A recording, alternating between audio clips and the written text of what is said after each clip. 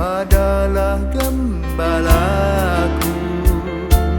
takkan kekurangan aku.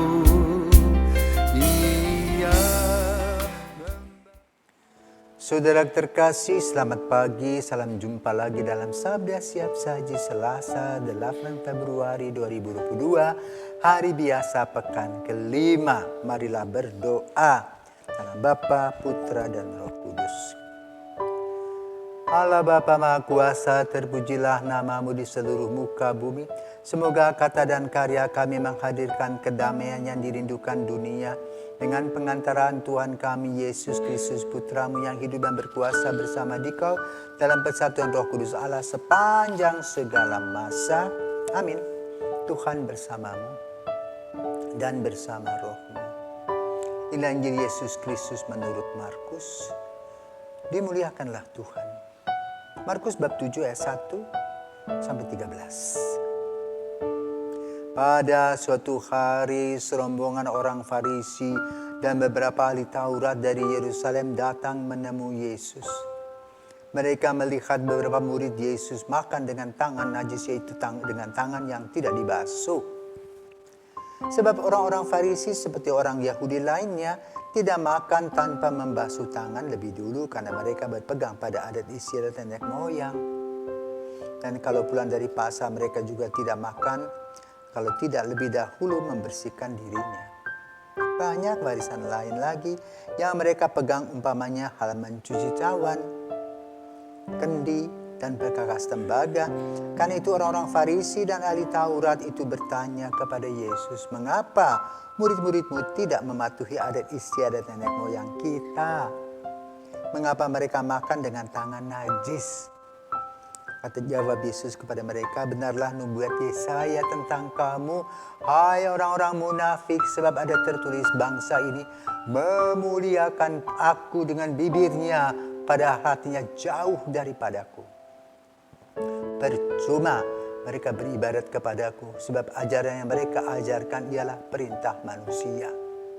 Perintah Allah kamu abaikan untuk berpegang pada adat istiadat manusia. Yesus berkata kepada mereka, sungguh pandai kamu mengesampingkan perintah Allah, supaya kamu dapat memelihara adat istiadatmu sendiri. Karena Musa telah berkata, hormatilah ayahmu dan ibumu.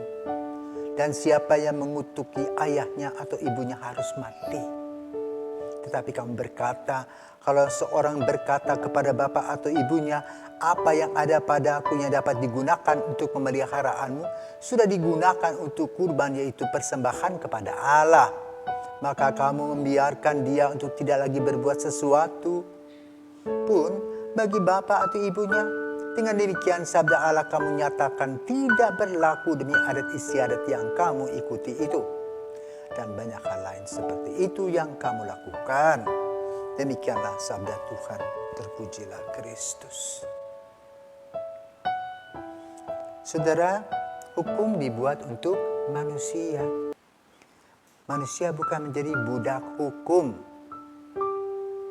Dan disinilah orang harus mengerti apa arti hukum.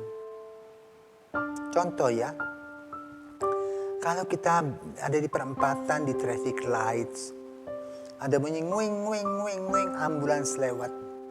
Untuk kita biasa sudah. Tapi bagi orang yang memegang hukum gak boleh itu. Pokoknya mati ya mati, merah sudah. Hukumannya itu gak bisa hukumnya. Kaku beku.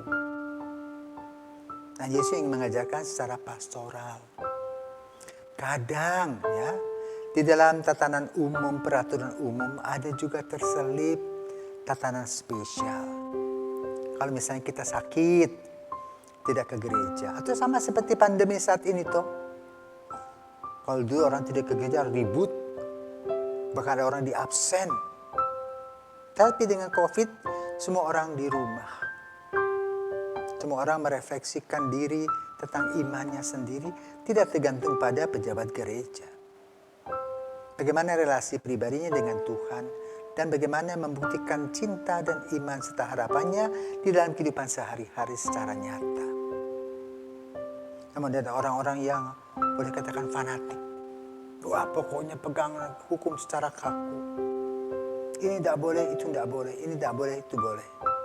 Untuk dirinya sendiri. Maka lalu Yesus menegur mereka. Kok repot toh, orang makan kok kamu ributin. Orang puasa atau tidak puasa kok kamu rewel. Urus dirimu sendiri. Supaya kamu tidak hanya sibuk perhatikan orang lain, lalu lupa memperhatikan dirinya sendiri. Inilah yang dikritik oleh Yesus. Kita tidak perhatikan diri kita, supaya kita bisa berbuat kasih, setia, rendah hati, murah hati, berbelas kasih. Tetapi kita hanya berpikir tentang kekakuan hukum, dan itu menjadi dewanya. Itu hukum, jangan lupa, bukan kita menjadi budak hukum, tetapi hukum kita untuk manusia.